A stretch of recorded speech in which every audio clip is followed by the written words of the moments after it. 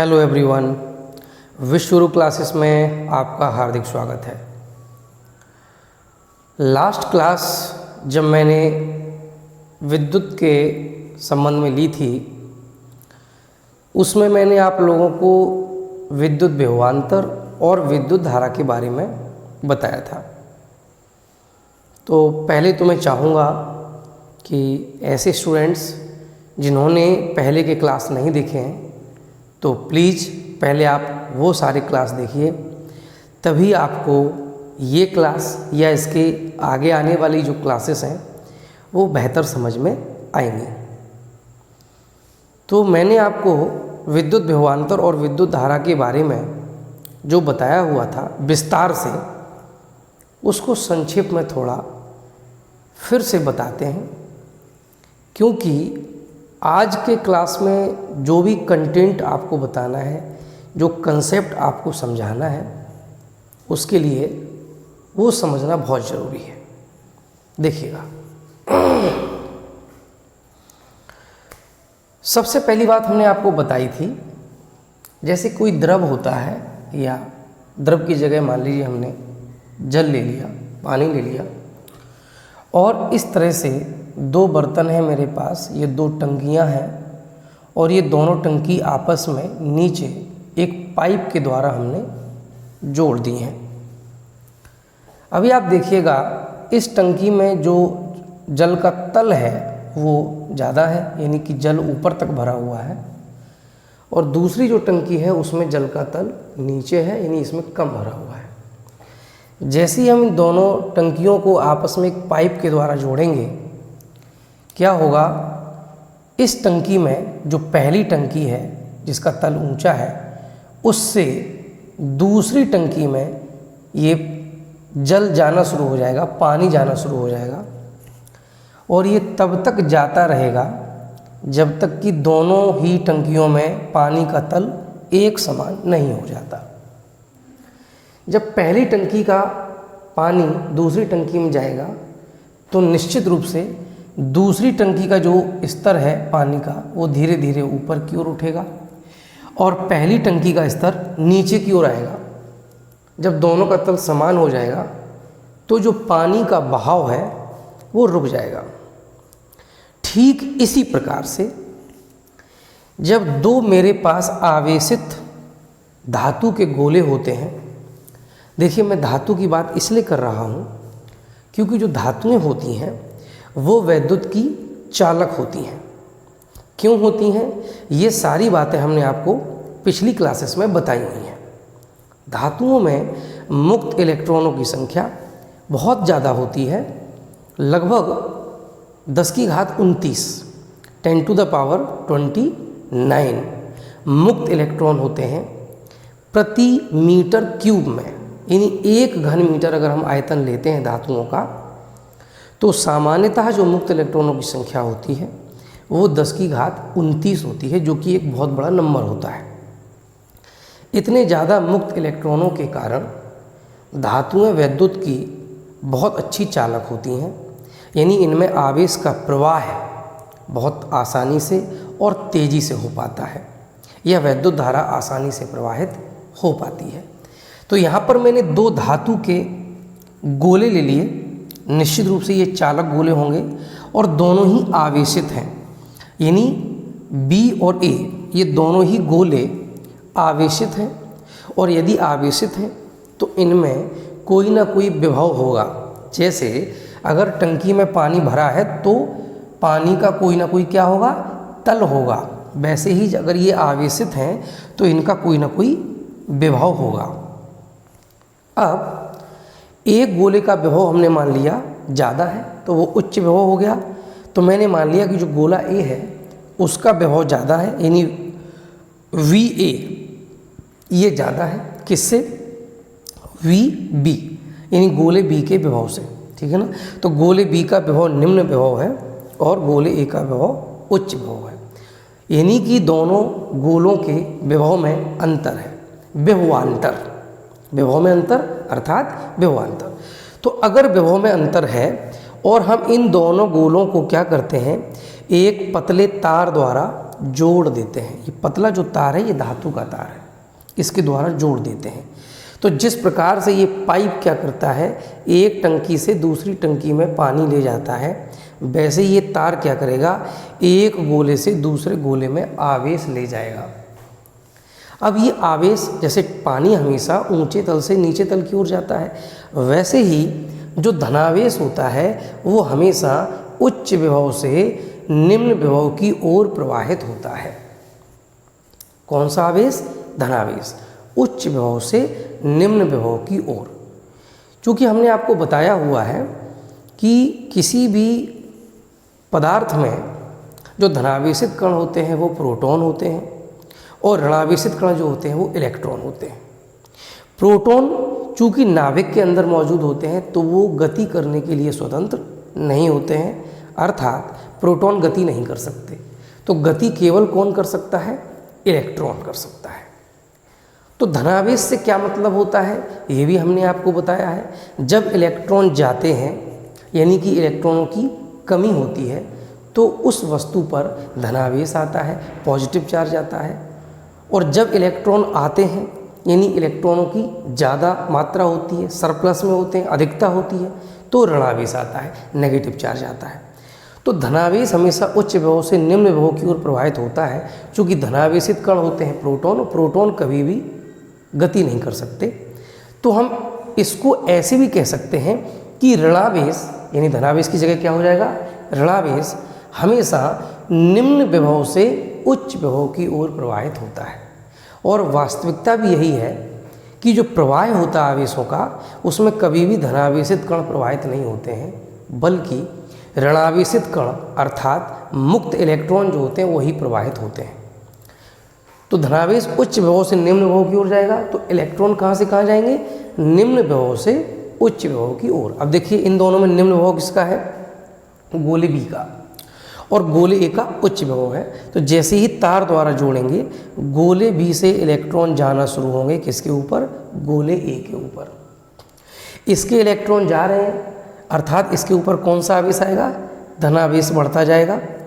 इस पे इलेक्ट्रॉन आ रहे हैं तो इस पे ऋणावेश बढ़ता जाएगा। तो इसका विभव, धनावेश बढ़ेगा, इसका विभव बढ़ेगा और इसका विभव घटेगा। बीच में एक ऐसी स्थिति बनेगी जब दोनों के विभव समान हो जाएंगे, क्योंकि इसका विभव उच्च है तो इसका विभव घटेगा और इसका विभव बढ़ेगा। एक ऐसी स्थिति बनेगी जब दोनों गोलों के विभव समान हो जाएंगे और इनके बीच में ये जो इलेक्ट्रॉनों का प्रवाह हो रहा है अर्थात आवेश का प्रवाह हो रहा है वो रुक जाएगा। अब ये आवेश का प्रवाह क्यों हो रहा है, क्योंकि इनके विभव में अंतर है। तो यदि मैं आपसे कहूँ कि बिना विभवांतर के आवेश प्रवाहित नहीं होता है, बिना विभवांतर के आवेश प्रवाहित नहीं हो सकता है, तो ये बात आपको अब तक समझ में आ गई होगी। इनके बीच में आवेश प्रवाह होने का यानी इलेक्ट्रॉनों के इधर से उधर होने का जो एकमात्र कारण है वो है इनके विभव में अंतर। यदि विभव समान होते तो इनके बीच में इलेक्ट्रॉन प्रवाहित नहीं होते। जैसे अगर दोनों टंकियों में पानी का तल बराबर होता तो एक टंकी से दूसरी टंकी में पानी नहीं जाता। क्लियर? तो विभवांतर ही आवेश को प्रवाहित करता है और आवेश प्रवाह को हम कहते हैं वैद्युत धारा। ये हमने आपको लास्ट क्लास में बताया हुआ है। आवेश प्रवाह को हम वैद्युत धारा कहते हैं और वैद्युत धारा को अगर हम मेजरमेंट करते हैं उसको मापते हैं तो कैसे उसकी परिभाषा बन जाती है, इकाई समय में प्रवाहित आवेश की मात्रा को वैद्युत धारा कहते हैं। इकाई समय में प्रवाहित आवेश की मात्रा को वैद्युत धारा कहते हैं। तो वहाँ से हमारा फॉर्मूला निकला था वैद्युत धारा I = Q/T। ये हमने आपको लास्ट क्लास में बताया हुआ था। तो विभवांतर ही वैद्युत धारा को प्रवाहित करता है यानी करंट को प्रवाहित करता है। अब जब तक विभवांतर नहीं है तब किसी धातु के अंदर क्या माहौल होता है और विभवांतर लगने के बाद किसी धातु के अंदर क्या स्थितियां बनती हैं, उनको हम लोग बहुत ही बेहतरीन तरीके से समझने की कोशिश करते हैं।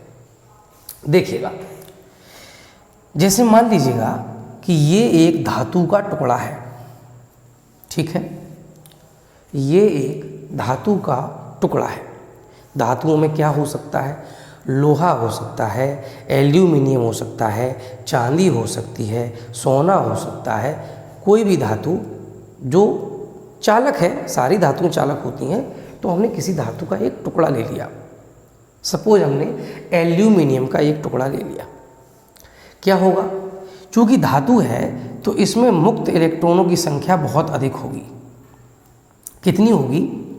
लगभग में 10⁻29 प्रति घन मीटर, प्रति घन मीटर, इतने ज़्यादा मुक्त इलेक्ट्रॉन इसके अंदर होंगे। मुक्त इलेक्ट्रॉन क्या होते हैं? जो अपनी कक्षाओं को छोड़कर बाहर निकल जाते हैं, गति करने के लिए स्वतंत्र होते हैं। ये हमने आपको पढ़ा दिया है। तो इस टुकड़े के अंदर बहुत सारे मुक्त इलेक्ट्रॉन हैं, यानी गति कर रहे हैं, वो स्वतंत्र हैं, उनके ऊपर किसी का कोई कंट्रोल नहीं है। तो वो कैसे गति करते हैं, ध्यान दीजिएगा। जैसे मान लीजिए हमने इसमें कुछ मुक्त इलेक्ट्रॉन बना लिए हैं तो बहुत ज़्यादा 10⁻29, लेकिन समझाने के लिए मैंने कुछ मुक्त इलेक्ट्रॉन बना लिए हैं। और अभी ये जो तार के दो सिरे हैं, यानी ये सिरा हम मान लें ए सिरा है और ये सिरा बी सिरा है, दो एंड हैं, दो सिरे हैं ए और बी। और अभी मैं मान के चलता हूँ कि जो सिरा ए का विभव है वही सिरा बी का विभव है, दोनों के विभव समान है। इसका मतलब ये हुआ कि जो विभव का अंतर है वो 0 है। डेल्टा वी, डेल्टा हमेशा परिवर्तन यानी चेंज को दर्शाता है। तो विभव में होने वाला परिवर्तन अर्थात विभव में अंतर कितना है? 0 है। जो ए का विभव है वही बी का विभव है। तो एक बात तो पक्की है कि इस तार में या इस टुकड़े में कोई भी करंट नहीं होगा, कोई विद्युत धारा प्रवाहित नहीं होगी। फॉर एग्जाम्पल, कोई एक तार का टुकड़ा डला हो, उस तार के टुकड़े को यदि हम उठाते हैं हाथ में, तो क्या हमारे हाथ में करंट लगता है? क्या हमें महसूस होता है कि इसमें विद्युत धारा बह रही है? जी नहीं, बिल्कुल भी ऐसा नहीं होता है। लेकिन कुछ बातें मैं आपको बताने वाला हूँ जो आपको आश्चर्यचकित करेंगी। ध्यान से सुनिएगा। ये टुकड़ा जो हमने लिया है, इस टुकड़े में कोई करंट नहीं है। इसका ये बिल्कुल मतलब नहीं है कि इसमें आवेश की गति नहीं हो रही है। ध्यान दीजिए कैसे गति हो रही है। ये सारे मुक्त इलेक्ट्रॉन, ये जितने भी मुक्त इलेक्ट्रॉन हैं, कितने हैं? 10⁻29 प्रति घन मीटर, एकांक आयतन में इतने मुक्त इलेक्ट्रॉन हैं, बहुत सारे हैं। ये सारे मुक्त इलेक्ट्रॉन क्या करते हैं? बहुत उच्च वेग से, बहुत उच्च वेग कितना होता ही है? 10⁵ मीटर प्रति सेकंड के लगभग 10⁵ मीटर प्रति सेकंड। या हम ये भी कह सकते हैं, अगर हम मीटर को किलोमीटर में चेंज करेंगे तो ये लगभग हो जाएगा 100 किलोमीटर पर सेकंड। एक सेकंड में कितने? 100 किलोमीटर। इतनी तेज गति से ये सारे इलेक्ट्रॉन अनियमित गति करते हैं। कैसी गति? अनियमित गति। अनियमित गति कैसी? इनकी कोई डायरेक्शन नहीं होती। ये इलेक्ट्रॉन पहले इधर जाएगा, ठीक है, ये इलेक्ट्रॉन इधर जाएगा, ये इलेक्ट्रॉन इधर जाएगा, ये इलेक्ट्रॉन इधर जाएगा, ये इधर जाएगा, ये इधर जाएगा, ये इधर जाएगा, ये इधर जाएगा। यानी कि कोई भी इलेक्ट्रॉन किसी भी दिशा में गति कर रहा होता है। इनकी गति की दिशा निश्चित नहीं होती है। तो ये वेग तो बहुत ज़्यादा है इन इलेक्ट्रॉनों का, लगभग 100 किलोमीटर पर सेकंड वेग है इनका, लेकिन सबकी जो वेग की दिशा है वो अनियमित है। मान लीजिए ये इलेक्ट्रॉन आगे गया और किसी दूसरे इलेक्ट्रॉन से टकरा गया, तो इसके वेग की दिशा क्या होगी? बदल जाएगी। फॉर एग्जांपल, जैसे एक इलेक्ट्रॉन ये है, एक इलेक्ट्रॉन ये है। अब ये इधर जा रहा था, ये इधर जा रहा था, क्या हुआ? बीच में यहाँ पे जब दोनों इलेक्ट्रॉन आए टकरा गए, ठीक है। जैसे मान लीजिए इधर जा रहा था और एक इलेक्ट्रॉन इधर से इधर आ रहा था, तो यहाँ पे आए और दोनों का इस जगह पे क्या हो गया? टक्कर हो गया। जैसी टक्कर होगा, इनका कोलिजन होगा, क्या होगा? इनके वेग की दिशाएं बदल जाएंगी। ये इलेक्ट्रॉन पता चला इस दिशा में चला गया और ये वाला इलेक्ट्रॉन पता चला इस दिशा में चला गया। इन वेग की दिशाएं बदलती रहती हैं। क्यों? क्योंकि लगातार इन मुक्त इलेक्ट्रॉनों की आपस में टक्कर होती रहती है, ठीक है। टक्कर हो रही है, इसलिए इनकी वेग की दिशाएं बार बार बदल रही हैं। हर इलेक्ट्रॉन बहुत तेज़ी से गति कर रहा है, लेकिन यदि हम पूरे इलेक्ट्रॉनों का औसत वेग निकालें, औसत वेग निकालें तो वो कितना होगा? 0। क्यों 0 होगा? क्योंकि वेग क्या होता है, इकाई समय में तय किए गए विस्थापन को हम वेग कहते हैं। इकाई समय में तय किए गए विस्थापन को हम वेग कहते हैं। अब आप खुद सोचिएगा कि ये सारे इलेक्ट्रॉन गति ज़रूर कर रहे हैं, लेकिन फाइनली ये इलेक्ट्रॉन कहीं जा रहे हैं क्या? ये अपनी जगह पर ही हैं सब के सब। कैसे अपनी जगह पर हैं? आपको एक उदाहरण देते हैं, बहुत मस्त, आपको समझ में आएगा। आप लोगों ने कभी मधुमक्खियों को झुंड में उड़ते हुए देखा है? यदि आप गौर से देखेंगे, हर मधुमक्खी बहुत तेज़ी से गति कर रही होती है। कोई इधर जा रही है, कोई इधर जा रही है, कोई इधर जा रही है, यानी हर मधुमक्खी बहुत तेज़ी से गति कर रही होती है। लेकिन आप एक चीज़ देखिएगा, हो सकता है कि वो झुंड आपके सिर के ऊपर 5 मिनट तक मंडराता रहे। आप जहाँ खड़े हैं, आपके सिर के ऊपर वो मधुमक्खियों का झुंड मंडरा रहा है। क्या उनमें से एक भी मधुमक्खी स्थिर है?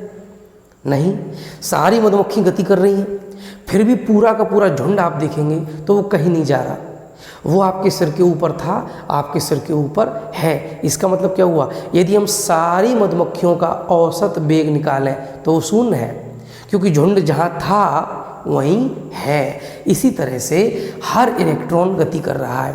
पहले इस दिशा में गया, फिर इस दिशा में गया, फिर इस दिशा में गया। तो अगर हम औसत वेग निकालेंगे सभी इलेक्ट्रॉनों का तो वो शून्य है।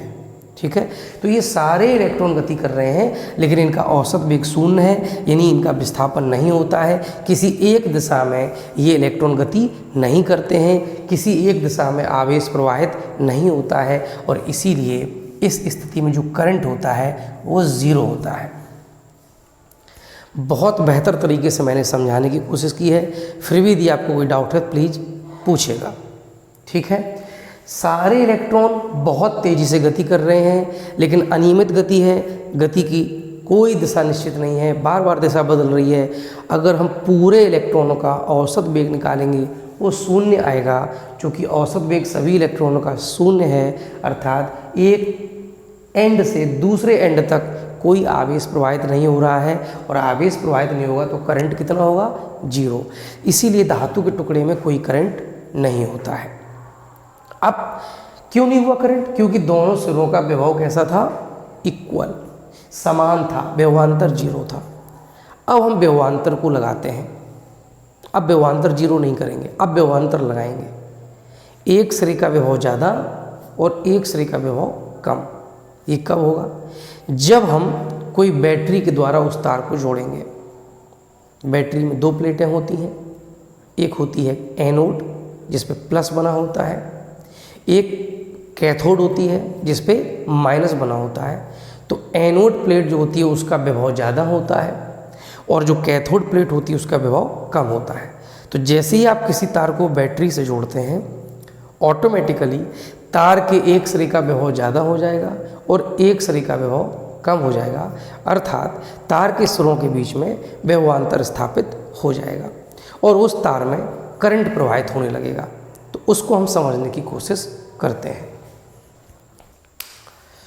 देखिए, यहाँ पर हमने फिर से एक चालक तार लिया हुआ है जिसके दो सिरे हैं ए और बी। यहाँ पर देखिए मैंने लिख दिया है कि वी ए, यानी ए का जो विभव है वो ज़्यादा है किससे? बी के विभव से। ऐसा कैसे किया हमने? इसके लिए मैंने क्या किया, इस तार के दोनों सिरों को बैटरी से जोड़ दिया। तो बैटरी में क्या होता है, आपने कभी भी देखा होगा, बैटरी में एक प्लस लिखा होता है एक जगह पे और एक प्लेट पे लिखा होता है माइनस। तो ये जो होता है हमारा वो होता है एनोड, और ये जो माइनस होता है ये होता है हमारा कैथोड। माइनस का मतलब ये होता है यहाँ पे नेगेटिव चार्ज ज़्यादा है, अर्थात इलेक्ट्रॉन ज़्यादा हैं, और प्लस का मतलब होता है यहाँ पॉजिटिव चार्ज ज़्यादा है, अर्थात यहाँ पे इलेक्ट्रॉन कम है। और इलेक्ट्रॉन कम है तो यहाँ का जो विभव होगा वो ज़्यादा होगा और यहाँ का विभव कम होगा।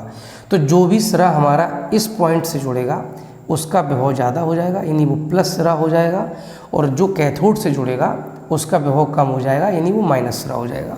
यहाँ पे इलेक्ट्रॉनों की अधिकता है और यहाँ पे इलेक्ट्रॉनों की कमी है। अभी आप देखिए, जब ये विभव समान थे तो अंदर जितने भी मुक्त इलेक्ट्रॉन थे वो उच्च वेग से गति कर रहे थे, अनियमित गति कर रहे थे, और उनका औसत वेग 0 था। लेकिन जैसे ही क्या होगा, ये सिरा आपका प्लस यानी धनावेशित होगा, इन पे इलेक्ट्रॉनों की कमी होगी और यहाँ पे इलेक्ट्रॉनों की अधिकता होगी। अब क्या होगा, अब पूरा का पूरा सीन पलट जाएगा। ये जितने भी अंदर मुक्त इलेक्ट्रॉन, आप ध्यान से देखिएगा, मैंने बीच में ये प्लस भी बनाया हुआ। ये प्लस क्या है, तो मैं आपको पहले तो प्लस बता दूं, ये प्लस है धनायन। अब धनायन कहाँ से आएंगे, स्वाभाविक सी बात है, जो परमाणु होता है, देखिए ये परमाणु है और परमाणु में बीचों बीच क्या होता है, ये होता है हमारा नाभिक और इसके चारों ओर होते हैं इलेक्ट्रॉन। यहाँ पे चक्कर कौन लगा रहा होता है, इलेक्ट्रॉन, और अंदर होते हैं प्रोटॉन और न्यूट्रॉन। तो हम सब जानते हैं कि परमाणु जो होता है वो उदासीन होता है। क्यों, क्योंकि जितने इलेक्ट्रॉन होते हैं, इलेक्ट्रॉनों की संख्या जितनी होती है उतनी ही प्रोटॉनों की संख्या होती है। जितने इलेक्ट्रॉन होते हैं किसी भी परमाणु में उतने ही प्रोटॉन होते हैं। इससे क्या होता है, जितना ऋणावेश होता है उतना ही धनावेश होता है, तो टोटल आवेश जब आप करेंगे तो वो 0 हो जाएगा।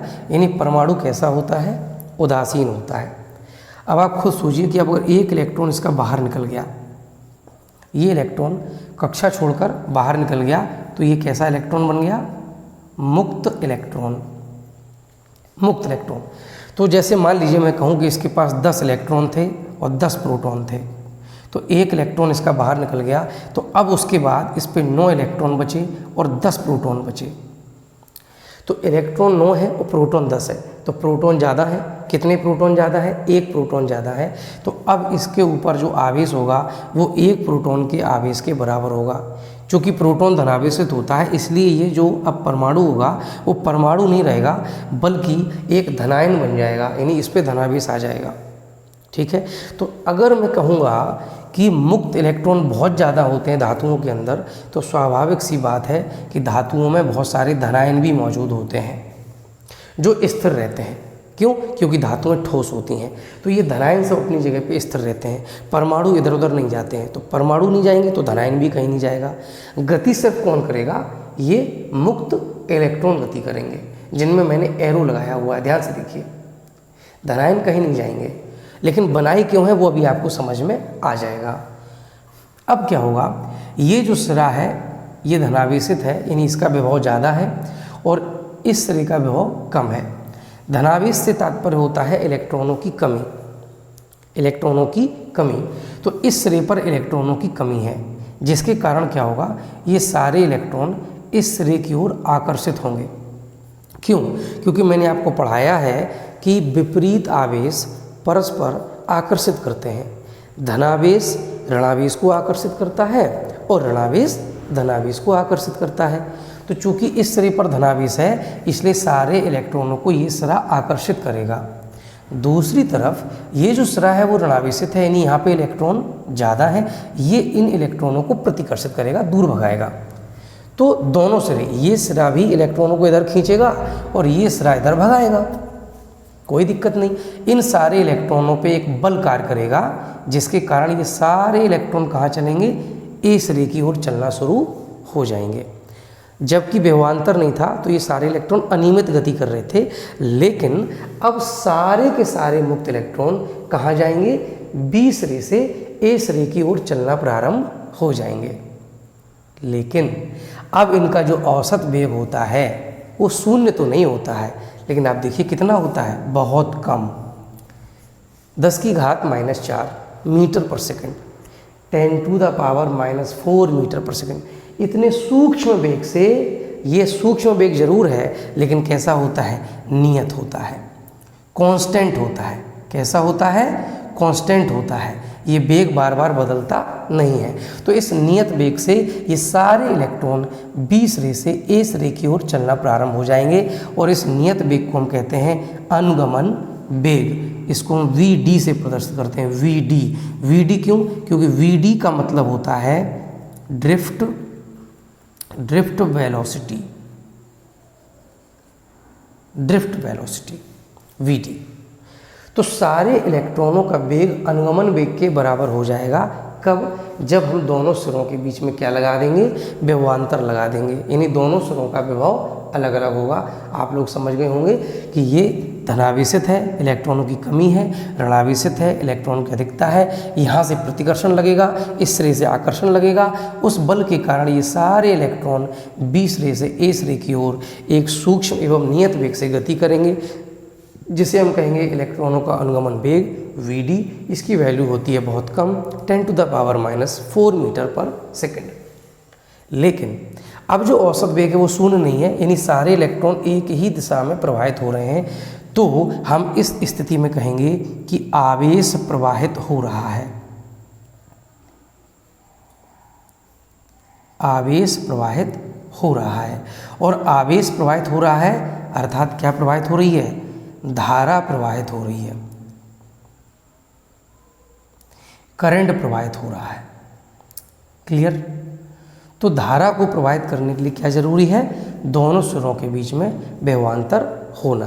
तो अब हमने ये समझ लिया है कि विभवांतर किस प्रकार से धारा को प्रवाहित करता है, और किस प्रकार से पहले मुक्त इलेक्ट्रॉन उच्च वेग से गति करते हुए भी औसत वेग शून्य था, और अब की बार जो वेग है वो बहुत कम है, लेकिन अब की बार करंट प्रवाहित हो रहा है। ठीक है, सोचिएगा कि इलेक्ट्रॉन कितने कम वेग से गति करते हैं, फिर भी करंट कितने फास्ट आता है। जैसे ही बिजली आपने देखा आपके घर में आती है, आपके पूरे शहर में उसी पल बिजली आ जाती है। इतने बड़े से बड़े शहरों में आप देखिएगा एक पल में बिजली आ जाती है। तो सोचिए जो ट्रांसमिशन ऑफ इलेक्ट्रिसिटी है वो कितना फास्ट है, जबकि इलेक्ट्रॉनों का वेग कितना कम है। ठीक है, लेकिन यहाँ पे एक बात और समझना ज़रूरी है कि जब ये इलेक्ट्रॉन एक सिरे से दूसरे सिरे की ओर जा रहे होते हैं तो ये आपस में भी कई बार टकराते हैं। इसके अलावा ये इन धनायनों से भी टकराते हैं। क्या होता होगा आप थोड़ा समझिएगा। ये धनायनों की भीड़ है, ये धनायनों की भीड़ है, और इस भीड़ में से मुक्त इलेक्ट्रॉन गुजर रहे हैं। ये मुक्त इलेक्ट्रॉन गुजर रहे हैं। अब हो क्या रहा है, इनको इसी साइड जाना है, इसी साइड सारे इलेक्ट्रॉनों को जाना है। हो सकता है कोई इलेक्ट्रॉन यहाँ हो, अब वो इस साइड आएगा तो क्या होगा, इस धनायन से टकरा जाएगा। टकराने के बाद क्या ये रुक जाएगा? नहीं। क्यों? क्योंकि इसके ऊपर लगातार आकर्षण बल लग रहा है इस तरफ की ओर, यानी ए सिरे की ओर। तो ये इलेक्ट्रॉन टकराएगा, फिर ये धीरे धीरे धीरे धीरे यहाँ आएगा जहाँ से जगह मिलेगी, फिर इस जगह में से ही आगे बढ़ेगा। फिर अगर कोई सामने धनायन आ जाएगा तो उससे फिर टकरा जाएगा। तो इस तरह से ये मुक्त इलेक्ट्रॉन, इनका वेग इतना कम क्यों रह गया है? इसीलिए अगर इनकी धनायनों से टक्कर नहीं होती तो ये सारे इलेक्ट्रॉन बड़ा तेज़ी से ए सिरे की ओर भागते, लेकिन ये क्यों नहीं भाग पा रहे हैं? क्योंकि बार बार इनकी टक्कर हो रही है। बार बार टक्कर मतलब टक्कर के कारण इन इलेक्ट्रॉनों की गति में एक रुकावट पैदा हो रही है, और इसी रुकावट को हम कहते हैं प्रतिरोध, रेजिस्टेंस। क्या कहते हैं? रेजिस्टेंस, प्रतिरोध। प्रतिरोध क्या होता है? धारा के प्रवाह में आने वाली रुकावट। और ये रुकावट कैसे आती है? क्योंकि धारा तभी प्रवाहित होती है जब ये मुक्त इलेक्ट्रॉन कहाँ जाएंगे? उच्च विभव वाले सिरे की ओर जाएंगे, और जब ये उच्च विभव वाले सिरे की ओर जाएंगे तो इनकी लगातार धनायनों से टक्कर होती है, और इसी टक्कर के कारण धारा के मार्ग में, धारा के प्रवाह में एक रुकावट पैदा होती है, जिसे हम प्रतिरोध कहते हैं। तो प्रतिरोध हम किसे कहते हैं, उसको परिभाषित कैसे करेंगे? तो यहाँ मैं लिख रहा हूँ प्रतिरोध।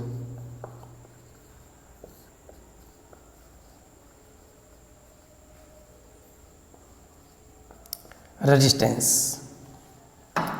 धारा के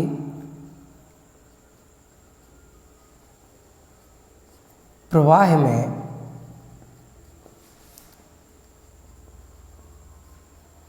आने वाली रुकावट को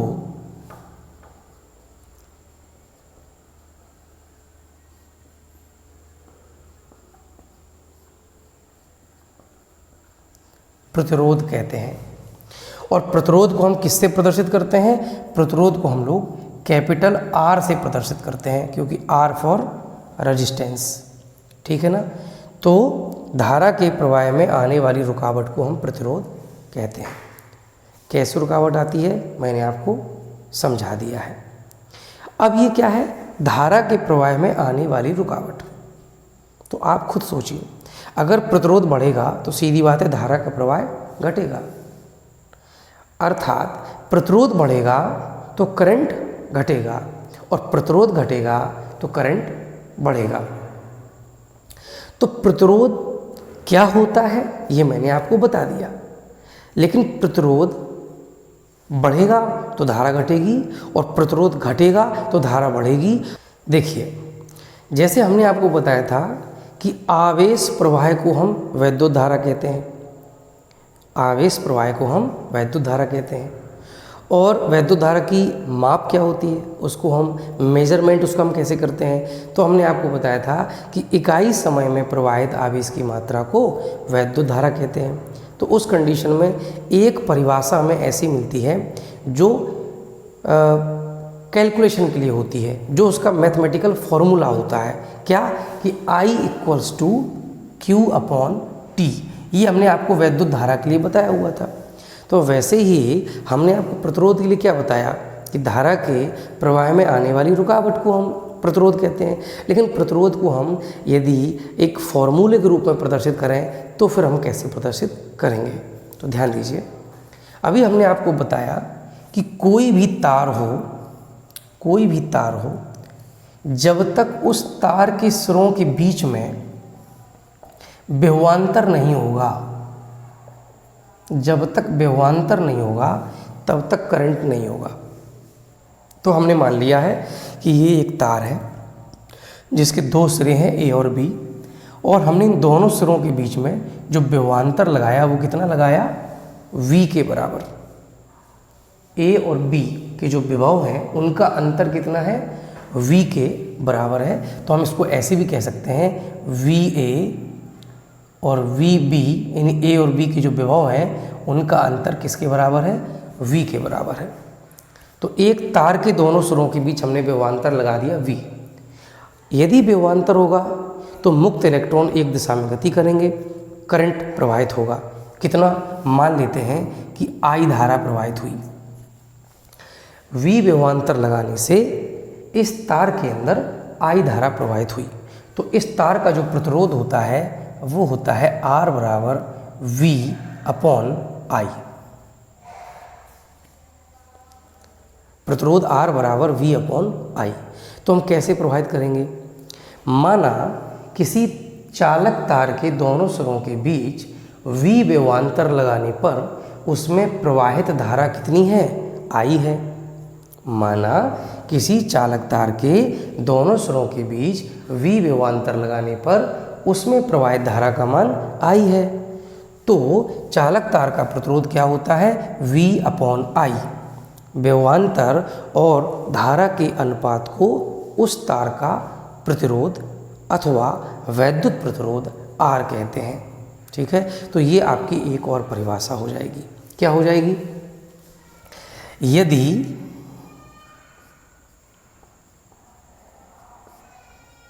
चालक तार के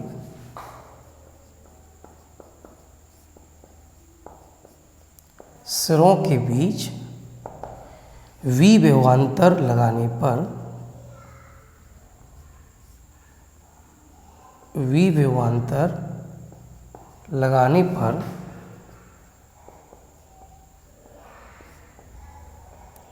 प्रवाहित धारा कितनी हो, I हो, तो प्रतिरोध किसे कहेंगे, तो विभवांतर तथा धारा के अनुपात को चालक तार का